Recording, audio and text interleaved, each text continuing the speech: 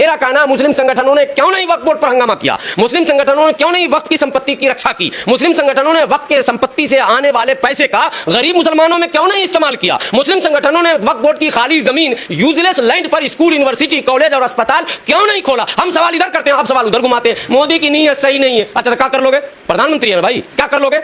सब पे बुलडोजर चला दिया योगी ने, क्या कर लिया तुमने? सवाल तक तो उठा नहीं पा रहे हो कि वो फर्जी बुलडोजर, नकली बुलडोजर, भेदभावपूर्ण बुलडोजर, असंवैधानिक बुलडोजर चल रहा है। तुम्हारे मां ने दूध नहीं पिलाया, तुम बोल नहीं पा रहे हो, और तुम चले माने मुख्यमंत्री से तो निमटे नहीं, अब चले प्रधानमंत्री से लड़ने के लिए। बिल्कुल बेकार की बातें। सबसे पहले आत्मचिंतन, आत्ममूल्यांकन की आवश्यकता है हमें। वक्फ बोर्ड एक ऐसा बोर्ड है जो आज तक कभी आय व्यय का ब्यौरा किसी को दिया ही नहीं। मैं चैलेंज कर रहा हूं आपके कैमरे पर, पूरे भारत में किसी मुसलमान को पकड़ के ये माइक लगाना, बोलना वक्फ बोर्ड ने एक साल में कितना कमाया बता दो। बड़े से बड़े दिग्गज लीडर जो अपने आप को कहते हैं मैं मुसलमानों का बड़ा नेता हूं, उनसे भी पूछ लेना, अगर बता दें तो मैं गुलामी करूंगा। किसी को कुछ नहीं पता, वक्फ बोर्ड के चेयरमैन को भी पता नहीं। बस एक ही चीज पता है, कौन सा टॉप 3 साइड 2 साइड प्लॉट है वक्फ बोर्ड का, उसको कैसे घोटाला करके दाएं बाएं किया जाए, बनिया को बेचा जाए, ब्राह्मण को बेचा जाए, सरकार के मंत्री और सांसद को बेचा जाए, ताकि बड़ी रकम लेकर अपना उल्लू सीधा किया जाए। और आपको यकीन नहीं होगा, वक्फ बोर्ड के अब तक जितने भी चेयरमैन भारत में हुए हैं अलग अलग राज्यों में, आप उनकी संपत्ति का अगर ब्यौरा निकाल लोगे तो किसी का 100 गुना, किसी का 50 गुना संपत्ति बढ़ गया।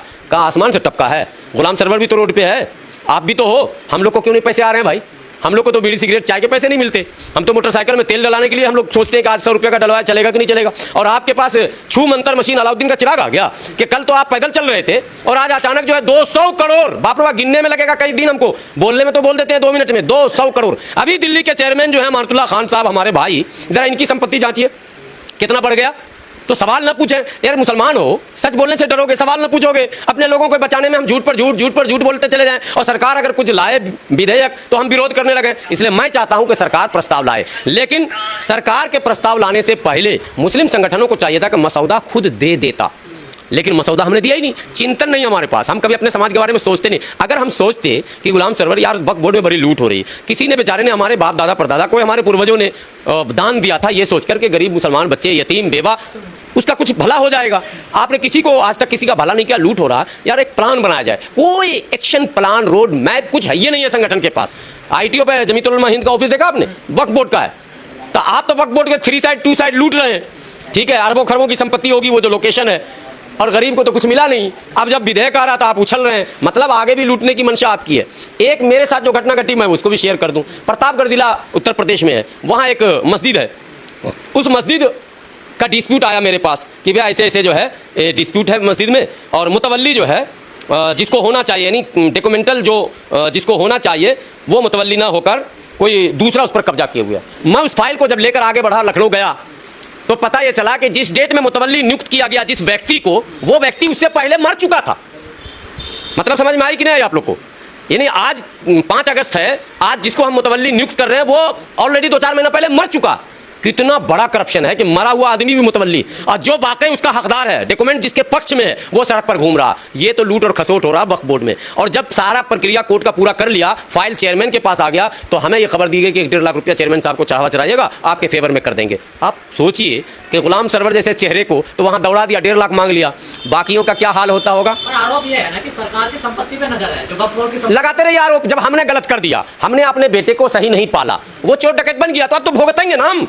नजर हमेशा उल्टा आरोप, सरकार की नजर सही नहीं है। तुम्हारी जब तुम्हारा किरदार सही नहीं है, तुम्हारा कैरेक्टर सही नहीं है, तुम्हारा जो काम सही नहीं है, जब हम खुद ईमानदार नहीं है, तो सबके सोच पर और सबके नियत पर हम सवाल उठा, क्या फायदा? हमें पता है योगी जी मुसलमानों के लिए अच्छा नहीं सोच सकते, हमें पता है मोदी जी अच्छा नहीं सोच सकते, मतलब क्या? अबे हम तो अच्छा सोच सकते थे अपने बच्चों के लिए, जब हमने नहीं सोचा तो हम दूसरों को क्यों बोले? इसलिए मैं बिल्कुल अलग ढंग से बात रखता हूं। मेरा कहना, मुस्लिम संगठनों ने क्यों नहीं वक्फ बोर्ड पर हंगामा किया? मुस्लिम संगठनों ने क्यों नहीं वक्फ की संपत्ति की रक्षा की? मुस्लिम संगठनों ने वक्फ के संपत्ति से आने वाले पैसे का गरीब मुसलमानों में क्यों नहीं इस्तेमाल किया? मुस्लिम संगठनों ने वक्फ बोर्ड की खाली जमीन, यूजलेस लैंड पर स्कूल, यूनिवर्सिटी, कॉलेज और अस्पताल क्यों नहीं खोला? हम सवाल इधर करते हैं, आप सवाल उधर घुमाते हैं। मोदी की नीयत सही नहीं है। अच्छा, क्या कर लोगे? प्रधानमंत्री है भाई, क्या कर लोगे? सब पे बुलडोजर चला दिया योगी ने, क्या कर लिया तुमने? सवाल तक तो उठा नहीं पा रहे हो कि वो फर्जी बुलडोजर, नकली बुलडोजर, भेदभावपूर्ण बुलडोजर, असंवैधानिक बुलडोजर चल रहा है। तुम्हारे मां ने दूध नहीं पिलाया, तुम बोल नहीं पा रहे हो, और तुम चले माने मुख्यमंत्री से तो निमटे नहीं, अब चले प्रधानमंत्री से लड़ने के लिए। बिल्कुल बेकार की बातें। सबसे पहले आत्मचिंतन, आत्ममूल्यांकन की आवश्यकता है हमें। देखिए, मुसलमान अगर हैं, कहा जाता मुसलमान कभी झूठ नहीं बोल सकता, मुसलमान धोखा नहीं दे सकता, कहा था, लेकिन हम ही धोखा दे रहे हैं अपनों को, गैरों को छोड़ दो। अभी हम अपनों को धोखा दे रहे हैं, अपनों से झूठ बोल रहे हैं। हमें इसकी सजा मिलनी चाहिए, चाहे मोदी जी के रूप में मिले, योगी जी के रूप में मिले, अमित शाह जी के। मैं तो कहता हूँ इससे भी बड़ा कोई तगड़ा वाला आए, खूब पीटे, हमको सीधा कर दे, तब हम सीधे हो जाएंगे। उम्मीद है कि लोकसभा में वक्फ संशोधन विधेयक रखा जाएगा। संभावनाएं है कि 40 बिंदुओं पर सरकार ने संशोधन किया है, 40 नए बिंदु उसमें जोड़े हैं। इस सिक्के का भी दो पहलू है। कोई भी कहावत है कि आग लगती है तभी धुआं उठता है। वक्फ बोर्ड के तमाम मामले देश के सामने हैं।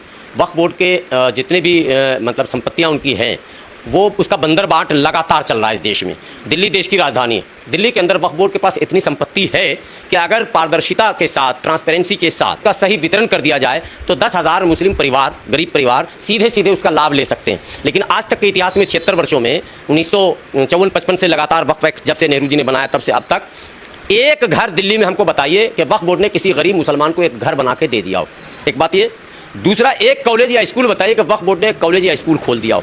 एक ट्रेनिंग इंस्टीट्यूट बताइए, एक कोचिंग सेंटर बताइए, एक अस्पताल बताइए। क्या भला होता कि वक्फ बोर्ड एक बेहतरीन चैरिटी अस्पताल खोलता, धर्मार्थ बोर्ड लगाता, वक्फ बोर्ड द्वारा संचालित अस्पताल, और हज़ारों लोगों का इलाज होता, उसमें हिंदू मुसलमान सबका हो जाता, गरीबों का लिख दिया जाता, बीपीएल परिवार को देंगे, गरीब को देंगे, कार्ड दिखाओ और इलाज कराओ। मज़ा आता, मैसेज जाता, कोई विरोध नहीं करता। एक मैसेज ये भी जाता कि मुसलमानों ने दान किया, लाभ पूरा देश उठा रहा। न तो वो आप वो कर सके, न तो ये स्पेशली जो मुस्लिम बहुल क्षेत्र है, जैसे ओखला है, मुस्तफ़ाबाद है, सीलमपुर है, कहीं है, आपने कहीं कोई अस्पताल स्कूल नहीं खोला। ये कितना हास्यास्पद है कि अरबों की संपत्ति आपके पास है, उसके बाद आप कुछ भी नहीं कर पा रहे। अब आखिरी बात सुनिए, हैरानी होगी। वक्फ बोर्ड में बहुत सारी मस्जिदें, मस्जिद के इमाम को तनख्वाह दिया जाता, 6-6 महीने 8-8 महीने तनख्वाह नहीं देते, और ये कहते हैं कि सरकार ग्रांट देगी तब तनख्वाह मिलेगा। सरकार आपको ग्रांट देगी, और जो वो टैक्स, जो किराया और जो पैसे वसूली हो रहे हैं वो कहाँ जा रहा? ना ऑडिट रिपोर्ट है, ना कोई सार्वजनिक, कभी एक बार भी आय और व्यय का ब्यौरा कभी वक्फ बोर्ड ने सार्वजनिक नहीं किया कि इतना आया और इतना हमने खर्च किया। भाई आया तो कहाँ से आया और गया तो कहाँ गया? हर मस्जिद कमेटी में, मदरसे कमेटी में ये सिस्टम है हमारे यहाँ कि महीने में या हफ्ते में आमदनी और खर्च का बोर्ड लग जाता। तमाम मस्जिदों में हमारे यहाँ सिस्टम है कि भाई इतना आमदनी हुआ, इतना खर्च हुआ, इतना बचा है या माइनस है या जो भी है वो